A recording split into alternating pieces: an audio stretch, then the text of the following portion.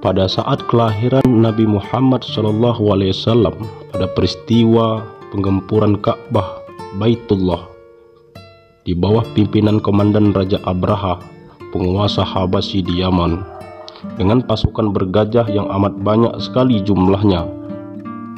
Namun sebelum kesampaian maksud jahatnya itu, ditumpaskan terlebih dahulu oleh Allah melalui burung ababil, burung yang berbondong-bondong, maka hancur leburlah pasukan Abraha. Peristiwa tersebut telah diabadikan oleh Allah dalam Al-Quran surat Al-Fil ayat 1-5. Apakah kamu tidak memperhatikan bagaimana Tuhanmu telah bertindak terhadap pasukan bergajah? Bukankah Dia, Allah, telah menjadikan tipu daya mereka itu sia-sia belaka, dan Dia telah mengirimkan kepada mereka burung yang berbondong-bondong, ababil, yang melempari mereka dengan batu dari tanah-tanah terbakar, lalu Dia menjadikan mereka seperti daun-daun yang dimakan ulat.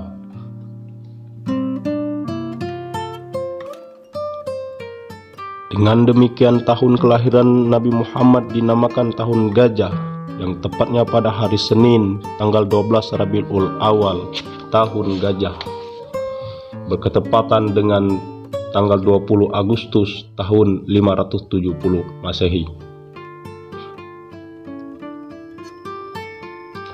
Perlu diketahui di sini bahwa Siti Aminah, ibu dari Nabi Muhammad SAW, menerangkan mengenai kejadian bayi yang dilahirkan dan keadaan dirinya sewaktu melahirkan si bayi itu.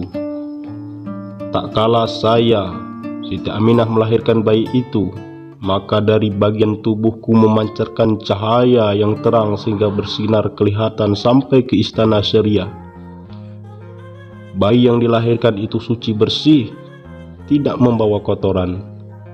Suasana pada waktu itu dilukiskan dalam serangkuman syair gubahan Abbas bin Abdul Muthalib, paman dari Nabi Muhammad SAW, yang berbunyi, "Dikala Aminah melahirkan bayinya, dunia terang bermandikan cahaya, cahaya yang amat kita butuhkan, petunjuk jalan kebahagiaan." Pada malam menjelang Siti Aminah melahirkan bayinya itu, terjadilah peristiwa-peristiwa luar biasa yang mengandung tanda dan alamat-alamat yang pada saat itu diartikan orang membawa pengharapan yang baik. Dalam cuaca yang terang benderang pada malam itu meledak dan menggoncang-goncangkan bumi yang hebat, sehingga patung-patung yang bergantungan di dinding Ka'bah berjatuhan dari tempatnya. Gereja-gereja Nasrani dan kuil-kuil Yahudi mengalami kerusakan. Istana Kaisar di Roma yang sangat kokoh bangunannya tidak luput dari kehancuran. 14 menara-menara pencakar istana itu beruntuhan.